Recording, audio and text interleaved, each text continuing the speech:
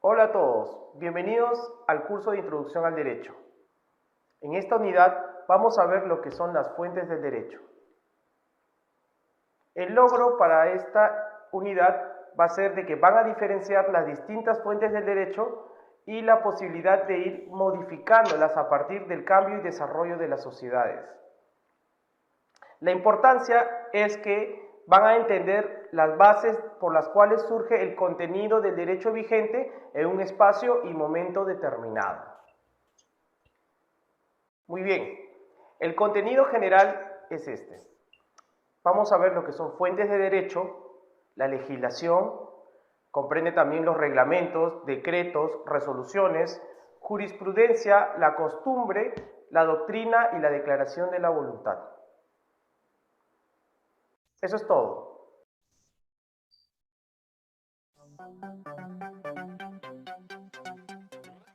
Ahora vamos a ver lo que son las fuentes del derecho. Vamos a hablar sobre el concepto de fuente y las fuentes formales del derecho. ¿Qué significa fuente? Fuente significa principio, argumento, causa o origen. En este caso, cuando hablamos de fuente del derecho, van a ser aquellas herramientas que van a dar pie al nacimiento de una norma jurídica. He visto conveniente esbozar el concepto que nos da uno de los juristas reconocidos a nivel nacional, que es el profesor Aníbal Torres Vázquez, en la cual nos dicen que los hechos jurídicos por los cuales en virtud del ordenamiento jurídico se crean, modifican o extinguen las normas jurídicas válidas. Esto es como concepto de fuente. Entonces, vemos que existen diferentes fuentes, no estatales, estatales, materiales, formales, etc. Podemos decir que las fuentes son del lado del Estado o del lado del privado, del lado formal o del lado informal, como es la costumbre. Podemos decir que todo ese conjunto de fuentes va a dar nacimiento a una regla que va a ser adoptada de manera formal por la sociedad, convirtiéndose en su paso como el derecho vigente. Muy bien, las fuentes formales, a diferencia de otras fuentes informales, como otros actos que no tengan que ver con los principios, otros actos que no tengan que ver con la costumbre, a diferencia de otras fuentes informales, las fuentes formales sí están dotadas de fuerza obligatoria. Además, algunas de ellas pueden estar contenidas en leyes vigentes. Es decir, la ley misma te puede dar el parámetro, te puede indicar cuáles son las fuentes que se utilizan para la aplicación de un determinado derecho. Por ejemplo, en la Ley de Procedimientos Administrativos General, te indica cuáles son las fuentes. Muy bien. Entonces, las fuentes formales se hace una gran pregunta. ¿En qué forma se establece el derecho? Yo diría, ¿en qué forma se constituye el derecho? Muy bien, ¿cuál es el insumo? Esa es la gran pregunta sobre la cual trata de responder una fuente formal. Muy bien. Hola a todos. Ahora vamos a hablar sobre la legislación y los temas que lo contienen.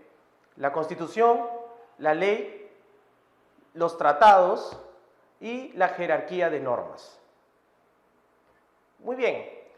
Generalmente en el argot jurídico se llama legislación a las normas, pero técnicamente la legislación es el conjunto de leyes, no solamente las normas leyes, sino también esto incluye la Constitución. Así que la legislación es un conjunto de leyes que integran el ordenamiento jurídico.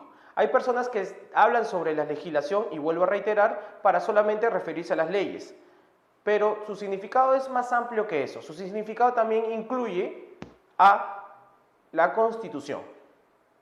Entonces, no olvidemos que nuestro sistema es el romano-germánico, aquel por el cual se basa fundamentalmente en la ley escrita. Muy bien, a diferencia de otros sistemas como ya lo habíamos estudiado, como el Common Law, que se trata mucho sobre la costumbre y las decisiones judiciales. Muy bien, habiendo dicho esto, pasamos a ver lo que es la primera ley.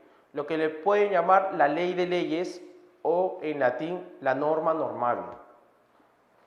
Esta es la Constitución. Como había señalado, la Constitución es la ley base en la que se respalda un Estado soberano, establecido para guiar y fijar los límites del poder, y define las relaciones de estos. ¿Qué significa? De que la Constitución va a fijar la actuación o la creación de las demás leyes.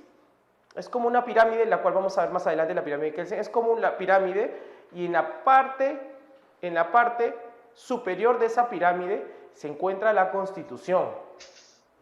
Muy bien, entonces la Constitución es una guía que no es tan definida, es una guía un poco abstracta, porque trata de tener inclusión de muchos derechos abstractos para poder dar pie a las normas, a las leyes que van a desarrollar la Constitución. Muy bien. No se olviden de que, si bien es cierto, la Constitución es parte de la legislación, es una ley base. ¿Por qué se le dice que es una ley base? Porque las leyes tienen que estar sometidas a lo que dicta sus preceptos. Muy bien, si una norma no contiene o contraviene los preceptos que emanan de la Constitución, esta norma se puede declarar como inconstitucional. Muy bien, y tiene que ser apartada del sistema jurídico, del ordenamiento jurídico vigente. La Constitución que rige el Perú es del año 1994 y es creado bajo el gobierno de Alberto Fujimori. Muy bien, ahora pasaremos a hablar sobre las leyes. ¿Qué son las leyes? Ley viene del latín lex, ¿ok? Y que significaba que era una prescripción dictada por el Estado romano en ese entonces. Muy bien, entonces desde la teoría de la separación de poderes corresponde siempre al poder legislativo dictar las leyes. Es el poder que tiene el monopolio de la creación de leyes, es el poder legislativo. Técnicamente en nuestro país se le llama Congreso Constituyente. Muy bien. Para ver lo que es la ley tenemos que ver sus características. Muy bien, la ley es obligatoria. ¿Por qué? Porque el cumplimiento de ella está respaldada por una fuerza que ya habíamos conversado en la clase anterior, que es la fuerza coercitiva, la fuerza que tiene el Estado para que cumplas los actos de los que él emane. Muy bien. General, porque rige a través de la colectividad. Muy bien, porque no se pueden crear leyes especiales por una sola persona. El legislador trata de crear leyes que abarquen el número de personas a las cuales se les va a aplicar por un determinado suceso, un determinado hecho. La característica de permanencia de una ley es que ésta no es de creación instantánea, no se borra en pocos días ni en un mes. El objetivo de una ley es tener estabilidad durante el tiempo, puesto que esa estabilidad le da conocimiento, le da estabilidad jurídica, le da seguridad jurídica al ciudadano. Muy bien, esa es la norma. Pero ante una norma siempre hay una excepción y pues no siempre las leyes son permanentes. De repente hay una situación nueva, entonces en la sociedad, entonces eso cae en desuso. La ley cae en desuso y viene a ser derogada por otra ley. Muy bien. Entonces, vamos con la cuarta característica, la abstracta. La característica abstracta es para regular un número indefinido de situaciones, ¿ok? No, al igual que en la situación general, que no se va a crear una ley por una persona en especial, sino para un colectivo. También, la abstracta no se crea la ley para una situación en particular, sino se crea para muchas situaciones que tienen que encuadrar en la ley misma. Muy bien. Eso es todo. Nos vemos en el siguiente video. Muchas gracias. Hola a todos. Hoy vamos a hablar sobre la pirámide de Kelsen. La pirámide de Kelsen es una teoría creada por Hans Kelsen. Hans Kelsen fue un jurista austríaco por la Universidad de Viena. Propuso la teoría pura del derecho, en la que ideó un análisis del derecho como un fenómeno autónomo de consideraciones ideológicas o morales. En dicha obra establece un orden de prelación de normas para efectos de su aplicación. ¿Qué significa? Que en la teoría pura del derecho, que es la obra de Hans Kelsen, se creó esta especie de pirámide. Y ya vamos a ver más adelante cómo se ordena toda la legislación en base a esta pirámide. Esta pirámide le dio un orden a la estructura normativa.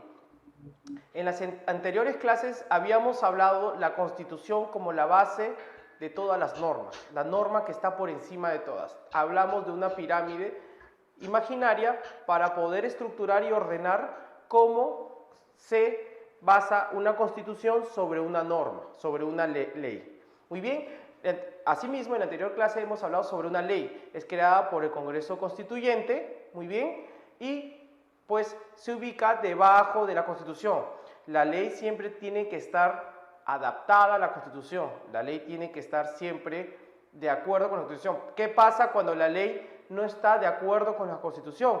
Pues es dejada de lado del sistema normativo. Muy bien, como podemos apreciar en esta pirámide, Kelsen nos propuso el orden de una norma fundamental. Algunos autores sugieren que la norma fundamental no es una constitución, otros autores sí, nos sugieren que la norma fundamental es la Constitución. Bueno, para fines didácticos hemos tomado la Constitución como la norma fundamental y es tal cual está escrito en nuestra legislación. Muy bien, entonces la Constitución está en el tope de la pirámide y es la primera norma. La segunda, en el segundo orden de rango, se encuentran las leyes, los tratados que tienen fuerza de ley cuando son ratificados por el país, en este caso en Perú, muy bien, los decretos leyes que solo aparecen cuando hay un gobierno de facto, es decir, un gobierno dictatorial, y las ordenanzas municipales, que tienen efecto ley. Muy bien, luego he hablado de esta parte del segundo rango de normas, viene la tercera categoría, el tercer rango en el orden normativo, el cual son los reglamentos, las resoluciones supremas, ministeriales, directorales, jefaturales y otras resoluciones. Vamos a ir avanzando y conversando qué significan este tipo de resoluciones para saber qué es las normas de tercer rango. Muy bien, entonces, ¿qué son los tratados? ¿Por qué forman parte del derecho nacional? Forman parte del derecho nacional porque así lo establece el artículo 55 de la Constitución Política del Perú. Muy bien, y sabemos de que el tratado es todo acuerdo voluntario firmado entre miembros o países de la comunidad internacional. Es decir, no solamente puede haber suscripción de tratados entre países, también puede haber suscripción de tratados con entidades internacionales. No confundir. Una cosa es suscribir un tratado de Perú con Inglaterra, con España, y otra, de repente, uno en tratado de materia de cooperación con FIFA, que es una entidad internacional. Muy bien, como lo había repetido, hay ciertos tratados que exigen la aprobación del Congreso. Muy bien, entonces una de las categorías para exigir la aprobación del Congreso versan en temas de derechos humanos, soberanía, defensa nacional, obligaciones financieras o aquellos que suprimen o crean tributos. Uno de los ejemplos de tratados es aquel firmado en Bélgica para la exoneración de la visa Schengen. La exoneración de la visa Schengen permitirá al Perú poder ir al territorio europeo sin solicitar una visa y poder transitar durante todos los países que están afiliados al espacio Schengen. El espacio Schengen es la afiliación de países europeos para un libre tránsito sin restricciones. Entonces, ese tratado hizo que Perú no necesite de una visa para transitar todos los espacios a los cuales están circunscritos en el acuerdo Schengen. Eso es todo. Hola a todos. Vamos a conversar sobre lo que son reglamentos, decretos y resoluciones. Muy bien, como habíamos visto en el anterior video, hablando sobre la pirámide de Kelsen, vimos que existían normas de tercer rango, de un rango muy inferior a lo que son las leyes. ¿Ok? Entonces, pudimos ver o conversar sobre los decretos supremos y las resoluciones. Entonces, empezaremos por decreto supremo. Los decretos supremos son normas dictadas por el gobierno. Ojo, ya habíamos visto de que solamente el Congreso podía dictar leyes. Puede ser el único órgano o poder que puede dictar leyes. Claro, con algunas excepciones como los tratados, las ordenanzas y los decretos ley. En este caso, el gobierno es el poder ejecutivo, puede dictar normas también, pero esas normas se engloban en normas de tercer rango. Entonces, cuando hablamos sobre el gobierno, estamos hablando sobre el poder ejecutivo, sobre la administración pública. Entonces, es necesario que el gobierno, para que realice actividades que puedan ayudar y desarrollar su gestión en el país, necesiten dictar este tipo de normas. Como sabemos, la ley tiene que estar orientada a no contradecir la Constitución. En este caso, los decretos supremos, resoluciones y reglamentos tampoco deben ir en contra de la Constitución ni tampoco de la ley, puesto que son de inferior rango. Con todo esto, vamos a ver un ejemplo sobre lo que es un decreto supremo. Por ejemplo, ya que hemos estado hablando sobre el desarrollo de la gestión de un gobierno, en este caso el Poder Ejecutivo, podemos leer acá que se incorporan representantes de una universidad en la Comisión Multisectorial de Rehabilitación y Reconstrucción a la que se refiere el artículo 2. ¿Ok? Es un acto meramente de gestión y para eso necesitan un decreto supremo. Reglamentos. Son disposiciones de carácter general dictados por el Poder Ejecutivo, es decir, el gobierno, para desarrollar materias contenidas en leyes generales con el objeto de facilitar su ejecución. Esto quiere decir que existen leyes donde simplemente se habla de un tema en general, se dicta una ley para regular un tema en general, pero con el reglamento se va a detallar cuáles son, por ejemplo, los requisitos o las condiciones que se tienen que dar para cumplir la ley. Muy bien, es un aspecto que se desarrolla y le da más características para que esta ley pueda tener eficacia. Entonces, un reglamento siempre va a estar de acuerdo con la Constitución y de acuerdo con la ley. Igual como hemos visto en la clase anterior, la ley siempre tiene que estar de acuerdo con la Constitución. Entonces, podemos decir también que un reglamento siempre será un decreto supremo, pero no es necesario que un decreto supremo sea un reglamento. Como habíamos visto en la diapositiva anterior, un decreto supremo también puede desarrollar actos de gestión sin necesidad de crear un reglamento. Muy bien, un ejemplo que podamos ver cómo se desarrolla cómo un reglamento desarrolla una ley es la Ley de Donación de Alimentos.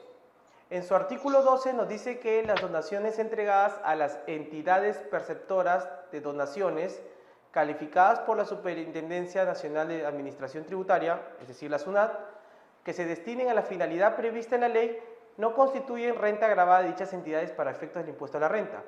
La aludida finalidad se entenderá cumplida con el documento que emita la entidad perceptora de donaciones. Muy bien, eso es un poquito confundible. La ley nos dice que va a haber un documento que emita una entidad perceptora a efectos de tener una constancia de donaciones. Ojo, la ley no te dice cómo, no te dice cuándo, no te desarrolla, ni dice cómo van a ser los requisitos para poder tener este documento, ¿no? Que te diga, es un documento que va a decir, si esta persona ha donado alimentos, entonces pues tiene un beneficio de SUNAT. Ojo, la ley te dice que sí puede haber, que puedes acercarte a SUNAT, pero no te dice de una forma más detallada. Entonces tenemos que su reglamento, el reglamento de donación de alimentos, te dice exactamente el documento que emite la entidad perceptora de donaciones, te dice las características, ¿no? Entonces, para que esta entidad perceptora te dé el documento, no tienes que ir a la ley, que es muy general, tienes que ir al reglamento, y ahí es donde el reglamento desarrolla la ley. Te dice un montón de requisitos, como puedes ver, copia autenticada de la resolución, declaración en la que se indique el destino de los bienes y servicios, etcétera, etcétera, etcétera. Con esto, ¿qué es lo que trato de decir? Que después que se da una ley, ya, esta viene categorizada a modo abstracto. Te dice de una manera general cómo deben ser las cosas, el deber ser. Pero el reglamento ayuda a desarrollar y a materializar ese deber ser, para que haga más fácil la vida al ciudadano. Eso es todo.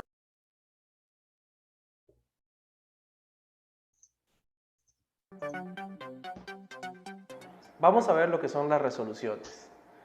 Las resoluciones pertenecen a la categoría del tercer rango en lo que significa la pirámide constitucional. Son útiles para poder desarrollar la gestión de un gobierno, la gestión del Estado. Ojo, y vuelvo a repetir, el Estado, el gobierno, no tiene nada que ver con el poder legislativo. Ya lo habíamos mencionado, el poder legislativo es el que da o dicta las normas.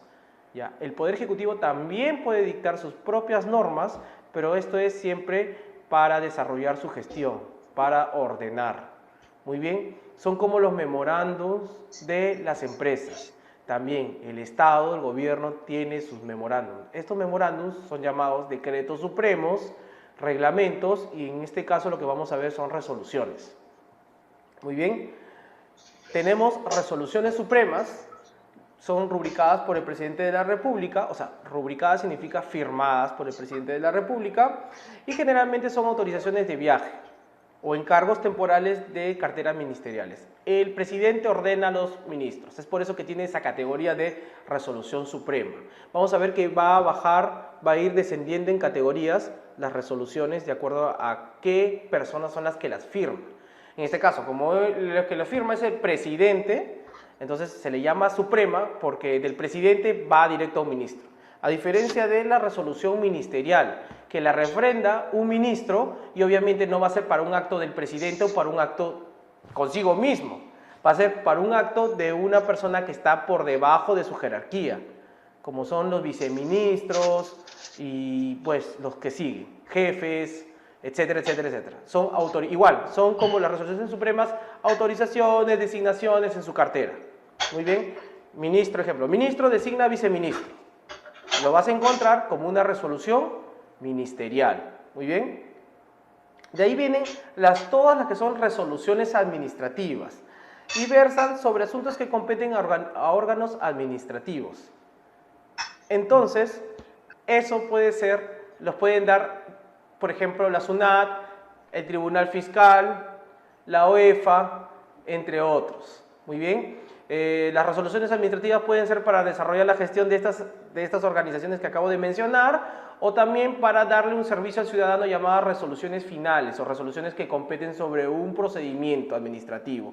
¿Quieres pedir una licencia? ¿Quieres pedir una prórroga en materia de tributos? ¿Quieres defender tu estado como empresa de que no estás contaminando ante la OEFA? Entonces también esas decisiones que vienen por parte de estas entidades se llaman resoluciones administrativas. Muy bien. Ok, acá pueden apreciar lo que es una notificación de resolución de ejecución coactiva. En este caso es una resolución de ejecución coactiva, donde se puede apreciar de que SUNAT está, en términos coloquiales, llamando la atención a un usuario, a un administrado, de que tiene que cumplir con su obligación tributaria. Muy bien, entonces lanza una resolución de ejecución coactiva. Por eso se le dicen que son resoluciones administrativas, provienen de la administración pública. ¿Ok? La administración pública está fijada en el gobierno. La administración pública no está fijada en otros poderes del Estado, pero puede estar fijada siempre en el gobierno. Sin embargo, para realizar actos, otros poderes del Estado necesitan la administración pública, necesitan un órgano administrativo.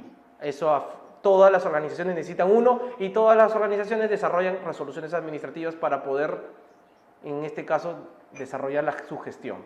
Eso es todo. Hola a todos. Vamos a hablar sobre lo que es la jurisprudencia y el subtema jurisprudencia y precedentes vinculantes. ¿Qué es la jurisprudencia?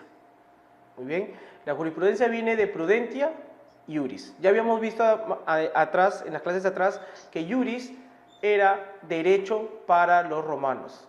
Entonces, prudentia es la palabra que significa prudencia. Entonces, si juntamos la palabra iuris, derecho, prudente, y también, no nos olvidemos, también significa justicia. Para los romanos era justicia y derecho. Entonces, si juntamos la palabra iuris, que es justicia, derecho, con prudencia, podemos tomar el significado de que son decisiones arregladas a derecho, ¿no? Que tienen un procedimiento, un proceso reflexivo, un proceso de pensamiento, ¿ok? Que están basadas en el equilibrio, por ser prudentes.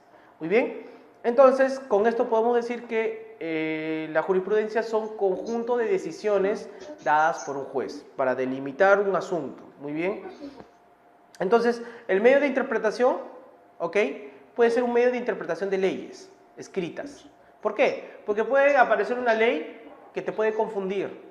Puede aparecer una ley que te puede confundir, que no es clara, que el legislador no la ha redactado de manera clara. También puede haber una ley A y una ley B que se pueden contradecir. Puede haber una contradicción entre dos leyes.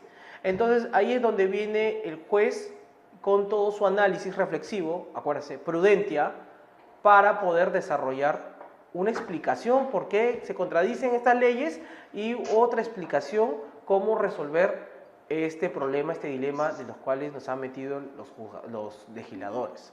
Muy bien, entonces, ¿de dónde proviene esta fuente de derecho? ¿No? Esta fuente de derecho, ¿de dónde proviene? Proviene del derecho anglosajón. Ya habíamos visto que en el derecho anglosajón su base es la costumbre y la decisión judicial. Nosotros nos movemos en base a normas, las personas crean normas. En nuestro sistema romano germánico, para nosotros adecuar nuestra conducta a sociedad, para que nos llevemos bien, se crean normas.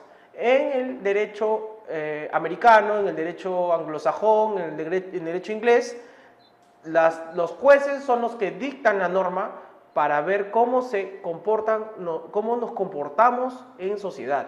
No necesitan mucho de una norma, sino el juez dicta la norma. Entonces, eso va cambiando de acuerdo a la sociedad, de acuerdo al desarrollo de la sociedad. Muy bien, entonces ahí es donde viene una palabrita que se llama, en latín, que se llama stare decisis, o que la decisión del juez es muy importante, el precedente es muy importante. Es por eso que, de acuerdo a eso, de acuerdo a esa figura, nosotros la exportamos y tenemos como fuente de derecho las decisiones basadas o realizadas por un juez. Muy bien, eso es lo que se le puede conocer a la jurisprudencia. ¿Por qué se le llama precedente vinculante? Porque si bien tenemos una infinidad de decisiones del juez, no todos vinculan.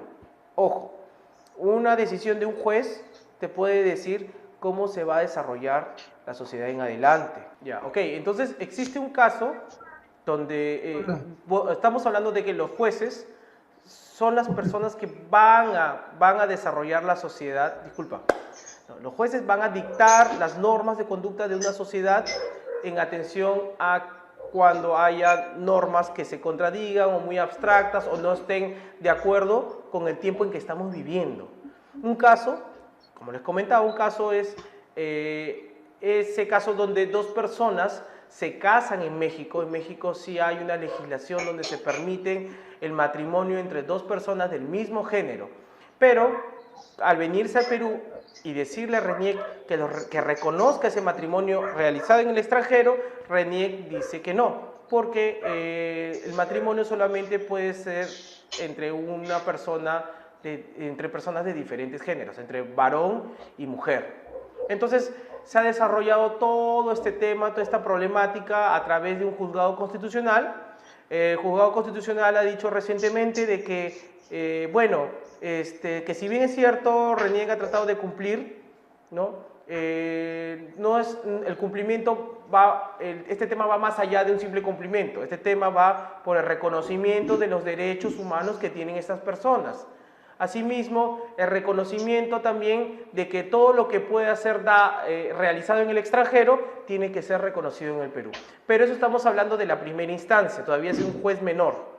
Todavía esto da para más, da para el Tribunal Constitucional. Entonces, cuando el Tribunal Constitucional, que es la máxima autoridad que te da, este tipo de sentencias a nivel constitucional, y te diga que sí es valedero o que no es valedero, va a repercutir en la sociedad. Ahí es donde vemos la importancia de la jurisprudencia, cómo repercute la jurisprudencia. En el caso que diga que no, o vamos a centrarnos en el caso que diga que sí. Si el Tribunal Constitucional dice que sí, ¿qué es lo que va a pasar? Vamos a ver el impacto, ¿ya? ¿Qué va a pasar?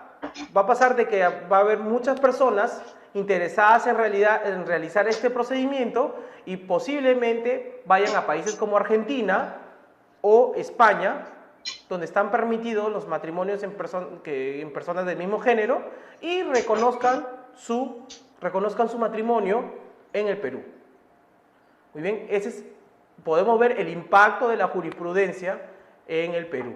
Muy bien, ahora, ¿qué es un precedente vinculante? Esos son precedentes vinculantes, que son de mayor impacto. Puede haber muchas decisiones de los jueces que se le puede llamar jurisprudencia, pero los precedentes vinculantes son aquellos que causan un impacto, causan un antes y un después en nuestra legislación, en nuestro ordenamiento jurídico vigente. Muy bien, otro ejemplo sobre lo que es el desarrollo jurisprudencial es con el tema de consumidor. Muy bien, el artículo 18, voy a leerles para que quede un poco claro, nos habla sobre la idoneidad.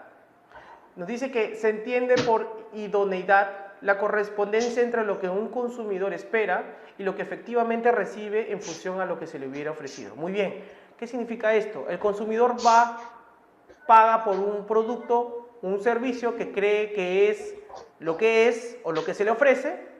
Muy bien, entonces ese producto se le es dado y si cumple con su satisfacción de consumidor se le llama idoneidad. Si no cumple, se le llama falta de idoneidad. Todos nosotros vamos a comprar cosas y siempre cuando realizamos un proceso de compra, ¿ok? Nosotros creemos que pongamos el ejemplo de ropa, creemos que es la prenda adecuada, que no se va a manchar, que no se va a destruir a la primera puesta, que no va a haber problemas. Muy bien, entonces cuando lo compramos y decidimos gastar, porque a veces hay prendas costosas, decidimos gastar, sabemos que estamos comprando un producto idóneo, hay idoneidad. Muy bien, entonces, ¿qué pasó acá? Pues bien, es un caso donde una persona compra un artefacto en Iraoka, entonces este artefacto viene con fallas y luego va al centro de atención de Iraoka y le dicen, pues bien, lo vamos a pasar por garantía y lo vamos a arreglar y te lo vamos a devolver. Hasta este punto, el tribunal de Indecopi, el tribunal que protege al consumidor en Indecopi, dijo que bueno, la actuación de Iraoka ha sido correcta porque pues le ha dado las garantías. La culpa no es de Iraoka, de que el producto ha sido fallado, sino de la marca misma. Y pues esta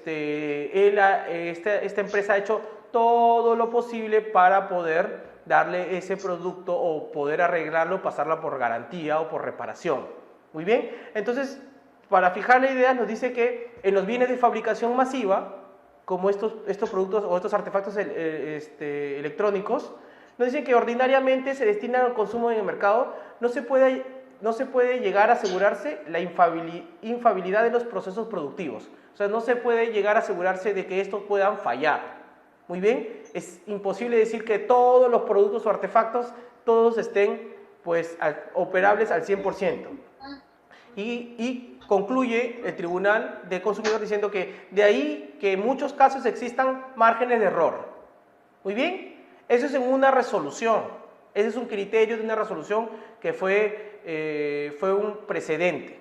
¿no? Decían que, en este caso, ¿cómo podemos interpretar? Que la responsabilidad o la carga era compartida entre la persona que compraba el artefacto, entre el consumidor y pues la empresa que tenía que arreglarlo, porque también eso incluye un costo, o sea, el costo como que se repartía.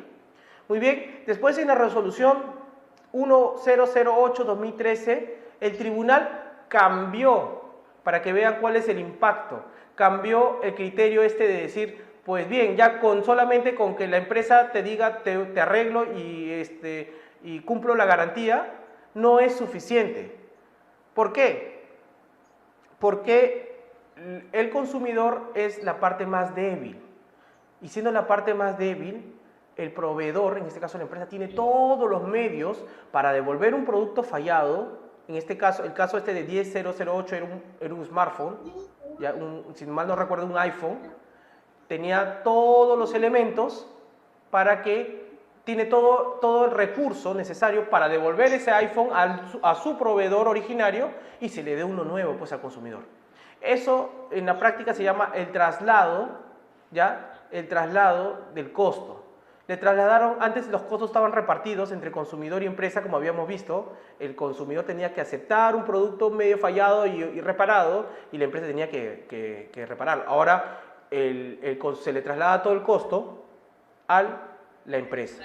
Muy bien, este es un ejemplo cómo las decisiones jurisprudenciales impactan en la vida del consumidor o del ciudadano y cómo pueden ser cambiados los criterios en acorde a las situaciones, ¿no? Bueno, eso es todo. Muchas gracias. Nos vemos en el siguiente video. Bien, una fuente del derecho es la costumbre. Vamos a hablar sobre la costumbre, ¿no? Sus conceptos, elementos y los caracteres de la costumbre. Muy bien, la costumbre es una práctica repetitiva a través del tiempo, ¿ok?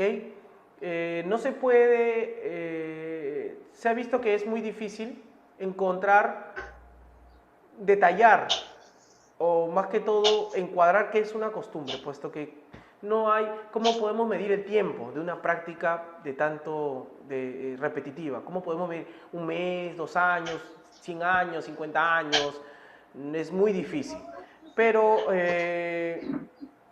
se determina de acuerdo a un tiempo prudencial y considerable, ¿no? Existen dos elementos pues, en la costumbre, ¿no? El externo y el interno. El interno es la capacidad que tienen las personas para aceptar y decir que están bien realizando esa costumbre. Y el externo es la capacidad exteriorizada de un colectivo para decir que está bien realizando esa actividad. Una cosa es la justificación interna que tienes como un ser humano de tal conducta, y la externa es la manifestación colectiva. No significa que una o dos personas, también es un concepto un poco abstracto. ¿A qué le podemos llamar colectivo? 10, 15, 20, 40, 50 personas, pero se manifiesta a través, por ejemplo, de poblaciones, ¿no? Entonces, hay un principio muy elemental que sostiene la costumbre, ¿no? Que es no dejar de administrar justicia por vacíos o deficiencias de la ley. Y en tal caso deben aplicarse principios generales y el derecho consuetudinario. El derecho consuetudinario es el derecho de costumbres. Muy bien, la Constitución nos pone así. Primero, le dan prioridad a si no hay ley, se aplican los principios generales de derecho. Y si no encaja ningún principio general de derecho, viene las costumbres. Se aplica la costumbre. Ahora, hay tratadistas, hay autores que te dicen, no, yo estoy en desacuerdo. ¿Por qué vamos a aplicarle principios generales de derecho y luego la costumbre? Primero tiene que ser la costumbre y luego los principios generales de derecho. ¿Cuál es la explicación para eso? Hay una explicación muy sencilla, ¿ya? Que los principios generales de derecho a veces no están de acuerdo con la vivencia de cada sociedad, de cada comunidad. Ustedes si se ponen a ver o a imaginarse o a recordar la comunidad de ronderos, la comunidad de cada pueblito en la sierra, es muy diferente como para aplicarte un principio general, y yo estoy de acuerdo en ese aspecto también, un principio general del derecho, que es una creación que se ha venido trabajando por años, eso vamos a ver más adelante en los principios generales del derecho, pero la costumbre, en mi opinión, tiene que primar sobre un principio general del derecho porque cada pueblito tiene diferente manera de ver la vida, tiene una cosmovisión de la vida muy diferente. Muy bien, pero la Constitución primero, ante una falta de ley, ante un problema de leyes, pasa a principios generales y después de principios generales, si no hay solución, pasa a lo que es la costumbre.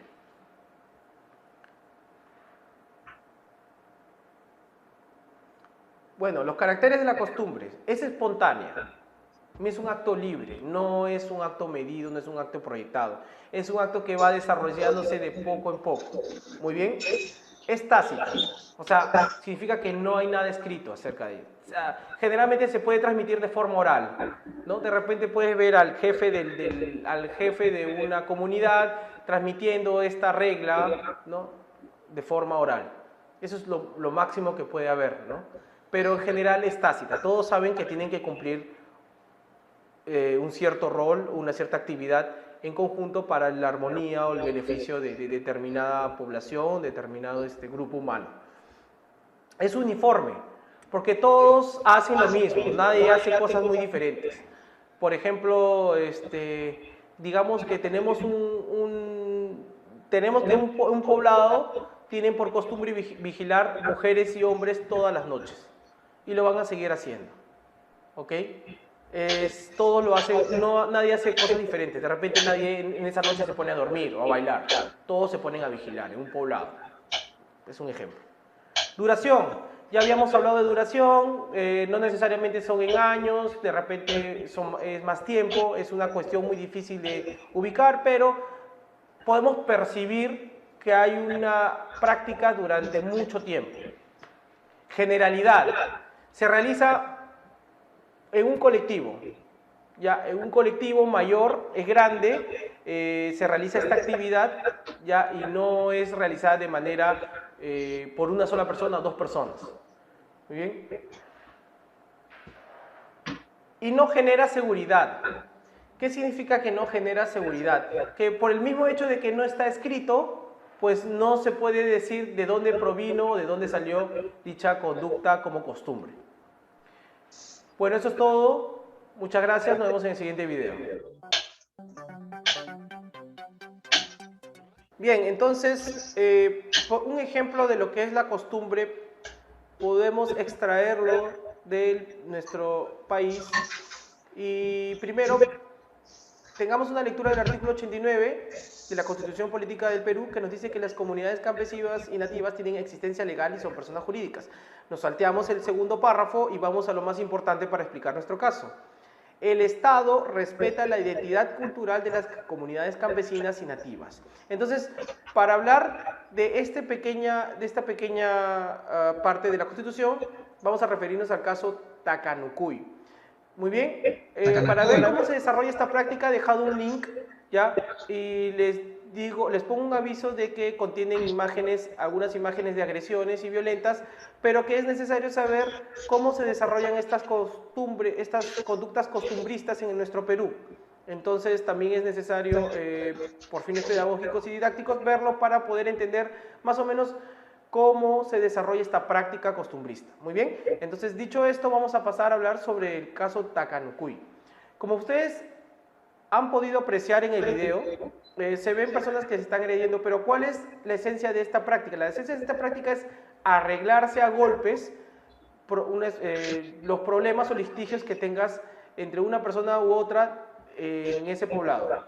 Durante el año. Muy bien, entonces es una práctica realizada a las postrimerías de la ciudad de Cusco, en Chumbivilcas, y pues data desde hace muchos años, aproximadamente tal vez antes de los incas o durante los incas. Muy bien, entonces es una práctica que data de hace mucho, pero mucho tiempo. La gran pregunta acá es, la agresión entre personas, si bien es cierto, está tipificada en el Código Penal como agresión, como faltas, ¿no? Incluso puede llegar a darle muerte a una persona, puesto que no, como ustedes han podido apreciar en el video, no se protegen las manos, muy bien, y los puñetes pueden devenir en un problema de un trauma encefalocraneano y pues, la posterior muerte. Entonces, remitiéndonos al último párrafo del artículo 89 de la Constitución Política del Perú, nos dice que el Estado respeta la identidad cultural. ¿Hasta qué punto, y acá les dejo la pregunta, hasta qué punto puede respetar la identidad cultural el Estado en torno a estas prácticas? Entonces, esa puede ser una parte de la polémica. La otra parte de la polémica puede hacerse la pregunta, ¿y quién es el Estado para meterse en una práctica que ha sido desarrollada durante aproximadamente más de 1000 años? Entonces yo se les dejo la pregunta para pasar al otro tema.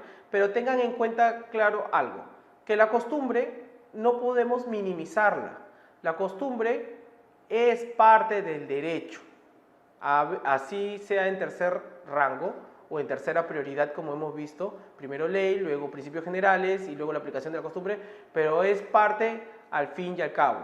Muy bien. Eso es todo. Nos vemos en el siguiente video. Muchas gracias. Muy bien. Bienvenidos. Vamos a hablar sobre la doctrina. ¿Qué es la doctrina? La doctrina es un conjunto de opiniones realizadas por profesionales. En tiempos antiguos, en la antigua Roma se decía por jurisconsultos. Los jurisconsultos de antes, hoy en día se les llama los profesionales de hoy, o los docentes o los investigadores de la ciencia del derecho. Entonces, ¿es relevante la doctrina? Sí, es relevante puesto que no hay ningún operador de derecho. ¿Qué significa operador de derecho? Juez, todas las personas que practican derecho. Juez, abogado, ¿okay? Abogado, burócrata, que no tenga a la mano la doctrina para efectos de desarrollar derecho, muy bien, o de aplicar o de crear derecho. ¿Y qué significa la doctrina? La doctrina es un libro. Es el libro de una persona que realiza de acuerdo a cada rama. Ya, no vamos a aterrizar el concepto, no ser tan abstractos. Y la doctrina, pues, es un libro sobre derecho administrativo, es un artículo científico sobre derecho constitucional, puede ser también un speech de una persona, un discurso o un coloquio, un seminario de una persona que es versada sobre el tema, tiene muchos años en la práctica jurídica, ¿no? Entonces eso es lo que se le puede llamar la doctrina. No es realmente una fuente formal de derecho, ¿ok? Salvo que la ley te remita a ella. Hay leyes que sí te remiten, que sí te dicen, la doctrina es fuente del derecho, es fuente para esta aplicación de estos temas en general de determinada rama. Ya acá les he puesto un ejemplo, el artículo 3 nos dice que el juez deberá atender, en caso de vacío o defecto de las disposiciones de este código, código civil, Código Procesal Civil, se deberá recurrir a los principios generales de derecho, a la doctrina y a la jurisprudencia.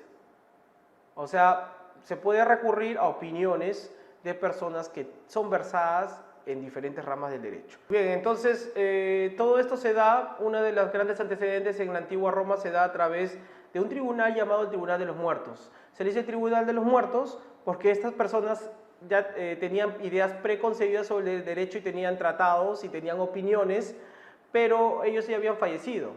Pero igual el emperador Teodosio declaró que se debía citar, mandó una ley que se llama la Ley de Citas, y dijo que debía citarse a una de estos conformantes de la ley del Tribunal de los Muertos, puesto que eran juristas o jurisconsultos muy versados sobre el tema. Entonces ahí es cuando vino el desarrollo de la doctrina. Los nombres eran Papiniano, Gallo, Modesto, Paulo, Ulpiano, pero si habían opiniones contradictorias, el que se le da mayor preponderancia era Papiniano, puesto que se consideraba como el mejor jurista de toda Roma.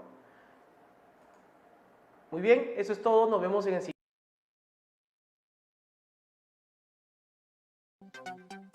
Bien, vamos a hablar sobre lo que es la manifestación de la voluntad y que posteriormente va a ser desarrollada en su curso de acto jurídico. Muy bien, lo que contiene la manifestación de la voluntad son los conceptos, principales elementos, la declaración unilateral y lo que es la declaración contractual. Bien, la expresión de la voluntad. La expresión es el acto volitivo, es un acto exteriorizado de una persona para manifestar algo, manifestar un deseo. En este caso se utiliza en el derecho para dictar reglas de conductas entre una persona, puede ser la misma persona que exterioriza esos actos, o para dictar reglas de conducta entre dos personas. Yo quiero que tú te sientes, está bien, yo me siento y tú te paras. Bien, ya crearon un conjunto de reglas entre aquellos, ¿no? Se puede decir que es entre privados, generalmente. También lo puede hacer el Estado, actuando como privado, porque el Estado también puede actuar como privado. Muy bien, la voluntad interna que no se manifiesta no tiene preponderancia en el derecho. Si yo pienso matar a alguien, y yo lo puedo pensar, pero si no ejecuto eso, pues a mí no me pueden llevar a la cárcel, no puede haber consecuencias jurídicas por ese pensamiento. Si yo pienso que quiero venderte un auto, ¿ya? Yo no te puedo decir, oye, tú has quedado conmigo para venderte ese auto. No, porque nunca ha sido manifestada mi voluntad. ¿Muy bien? Entonces es componente principal, ya habíamos mencionado al inicio de esta parte del curso, ya habíamos dicho que la manifestación de la voluntad es un componente del acto jurídico que lo van a ver más adelante en el curso de acto jurídico, ¿no? Es el componente principal, porque de ahí nace todo acto jurídico. Como ya hemos visto, crear reglas, ver conductas entre privados. Muy bien. Y el acto jurídico es el acto humano lícito con manifestación de voluntad destinada a crear, regular, suprimir, ¿no? Relaciones jurídicas, como el ejemplo que les puse al comienzo. Muy bien. Los elementos. Tenemos 4 elementos. El primer elemento es el discernimiento. El discernimiento es la aptitud que tiene una persona para comprender el significado de sus actos. Muy bien, si un niño va y le dice a una niña, me quiero casar contigo, ¿tenemos un ejemplo de discernimiento, sí o no? La respuesta es muy obvia. La respuesta es, no tienen discernimiento. Muy bien, es por eso que el discernimiento es muy importante para efectos de ver cómo se configura una manifestación de la voluntad. Bien, pasamos al elemento intención, que es deseo deliberado, propósito y para representar efectos deseados. ¿Qué significa la intención? La intención significa, yo quiero hacer esto para lograr un resultado aquello. Yo hago una acción X para salir una acción Y. Si yo hago una acción X y sale un resultado Z, pues no ha sido mi intención. Muy bien.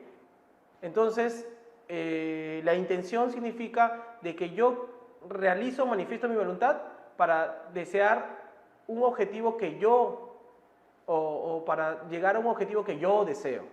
Muy bien, esa es la intención. La libertad es para poder realizar los actos de manera espontánea. Y ahí es donde viene mi ejemplo del artículo 209, donde te dice que es nulo todo acto jurídico que sea realizado mediante la coacción por violencia.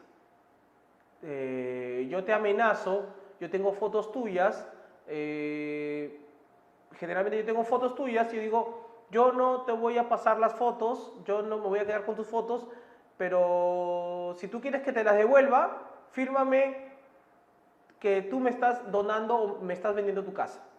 Entonces, ese es cuando yo realizo un acto jurídico de manera violenta o por amenaza. Te estoy amenazando con el fin de que tú puedas realizar una venta de una casa a mi favor.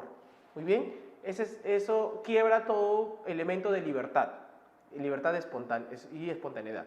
Muy bien, entonces pasamos a lo que es la manifestación de la voluntad, que produce efectos jurídicos cuando ha sido exteriorizada. Más bien, el último elemento ya es la junta de estos 3 ingredientes, que es discernimiento, intención y libertad. Al final, la manera como se exterioriza es ya lo que conocemos como manifestación de voluntad. O sea, podemos tener discernimiento, intención, libertad, pero sin exteriorización no produce efectos en el derecho. Muy bien. Eso es todo. Muchas gracias.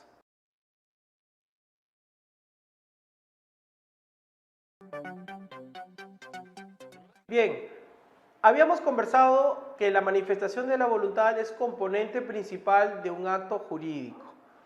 Muy bien. Y que ustedes verán más adelante en el curso de acto jurídico a profundidad lo que significa la manifestación de la voluntad, lo que son actos jurídicos. Pero acá vamos a conversar un poquito sobre clases de actos jurídicos de manera somera.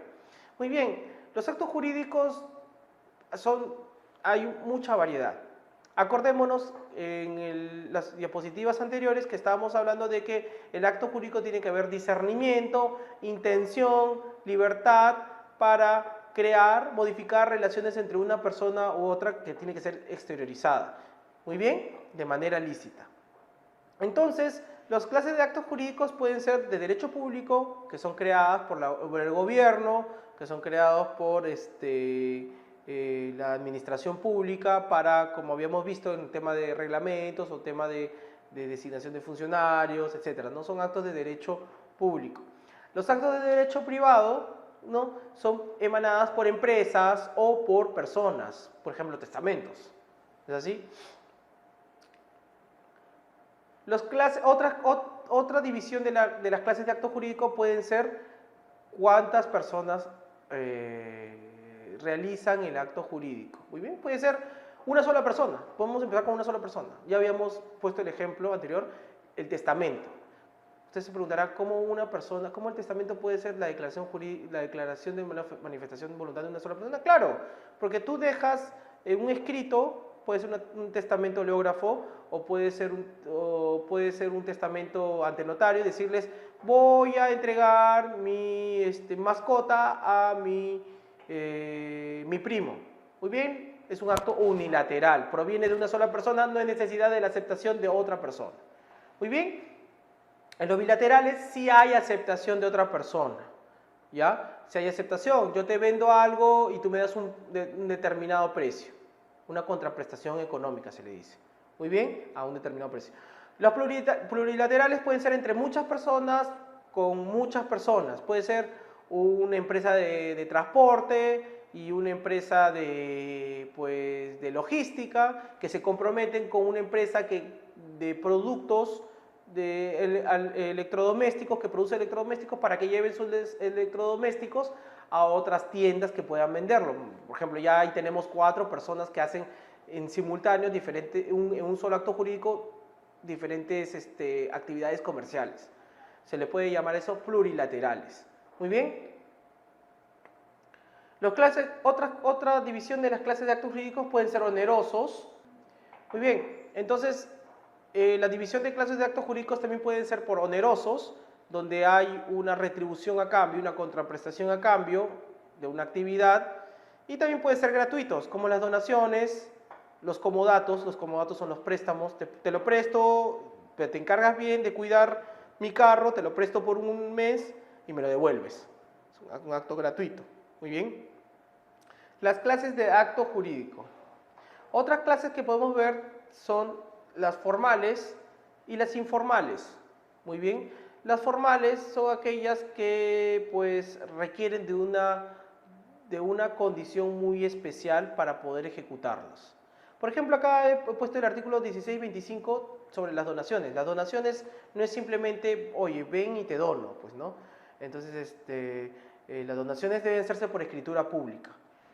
La compra y venta de inmuebles, también hay algunos reglamentos, algunas legislaciones que te piden que la hagas por escritura pública, ¿ok? Para poder inscribirlas en registros. Son actos, necesitas la forma. Pues digamos que todas las personas tienen que estar en una planilla escrita. No es que yo te recite a todos los trabajadores. No, este trabajador ganó tal, este trabajador gana tal, gana tanto. No, tiene que ser en una planilla escrita. Muy bien, es una forma, tienes que cumplirla, son actos formales. Los informales no, puede ser una compra-venta. Los compra-venta no es necesario que sean carros o inmuebles, también puede ser una compra-venta de una prenda de vestir. No es necesario forma para esto, simplemente vas a la tienda, le compras y listo, se acabó, ¿no? Entonces, los formales generalmente se pueden llamar a la condición que las hacen como tales, o la condición, se le pueden llamar en latín ad solemnitatem o actos solemnes, porque tienes que realizarlo, es un prerequisito para poder realizar dicho acto. Muy bien. Bien, entonces, hablando de la manifestación de voluntad y que tiene que ver con declaraciones bilaterales, unilaterales, podemos hablar sobre la declaración contractual. Un contrato, para que puedan ustedes saber lo que es una declaración contractual, ustedes tienen que saber un contrato. Un contrato es un acuerdo de voluntades donde se crean, transmiten, ¿no? Modifican o extinguen derechos, se crean conductas a través de ella, ¿no? Y se rigen por el principio de autonomía de voluntad. O sea, es muy importante la autonomía de voluntad en contrato. El Estado no puede meterse en el convenio o en el acuerdo en que que A tiene con B. Muy bien. La declaración de la voluntad manifestada en un contrato se le llama la declaración contractual, así de simple. Si tenemos la manifestación de voluntad y esto se va a convertir en un contrato, muy bien, se le conoce como declaración contractual. Entonces, para ya cerrar este tema, las declaraciones contractuales se convierten en contratos y los contratos más comunes tenemos el arrendamiento. Muy bien, el arrendador se obliga a entregar el bien a un arrendatario, ¿no? Para que lo more.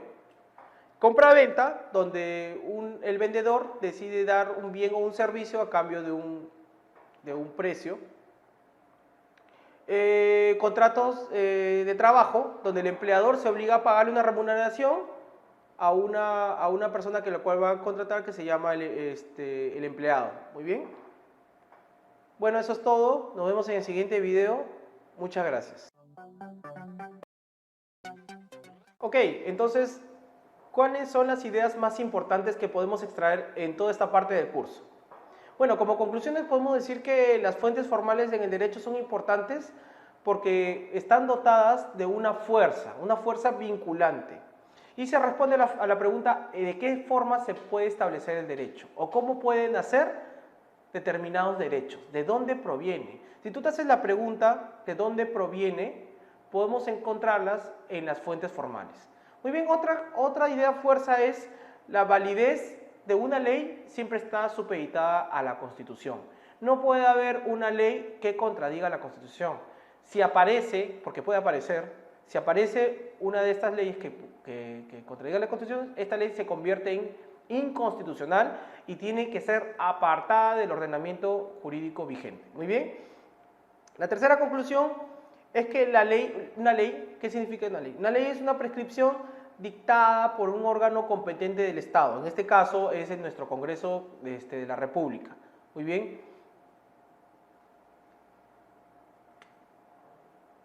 Bien, otra conclusión es que la pirámide de Kelsen establece una orden de prelación de normas. Acordemos que es una teoría creada por Hans Kelsen y que nos ayuda, aunque tiene algunos detractores, pero nos ayuda hasta la actualidad cómo podemos ordenar nuestra prioridad en aplicación de normas. Tenemos a la Constitución arriba, tenemos a las leyes, tratados, ordenanzas, decretos ley en segundo orden y tenemos a los reglamentos, decretos supremos y resoluciones varias como tercer orden, ¿no? Según el artículo 55 de la Constitución Política de Perú, los tratados forman parte del derecho nacional vigente, son incorporados entonces tienen categoría de ley.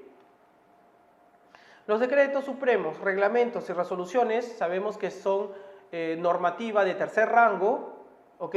Según la pirámide de Kelsen, y son utilizadas para desarrollar leyes, designar funcionarios o dar autorizaciones. La jurisprudencia es un conjunto de decisiones dadas por el juez que llega a tener un impacto en la sociedad de acuerdo a las decisiones que toma, ¿no? Y es una guía de aplicación para los demás operadores del derecho. La costumbre se encuentra enraizada en la práctica jurídica. Como ya lo hemos visto, hay costumbres que no necesariamente están de acuerdo a ley y eso plantea una problemática muy grande.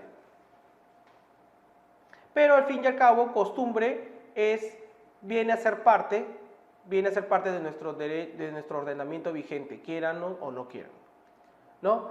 Las doctrinas son opiniones por personas que son muy versadas del tema y puede ser materializadas en libros, en seminarios, en videos, en artículos académicos, y nos pueden ayudar mucho para desarrollar casos de diferentes ramas del derecho, ¿no? La manifestación de la voluntad, sea como una simple declaración, dicta las reglas de conductas entre dos personas o más. Muy bien, entonces tengamos en cuenta que la voluntad no manifestada no forma parte del derecho. La manifestación de la voluntad da vida a un contrato. Muy bien, por eso que le podemos llamar declaración contractual. Y los contratos pueden ser de diversas formas. Ya hemos explicado algunos ejemplos de lo que significa un contrato de trabajo, un contrato de arrendamiento, un contrato de compra-venta. Hay muchos más, pero eso también van a poder desarrollar esos conocimientos en la clase de contratos. Bueno, eso es todo. Muchas gracias. Nos vemos en el siguiente video.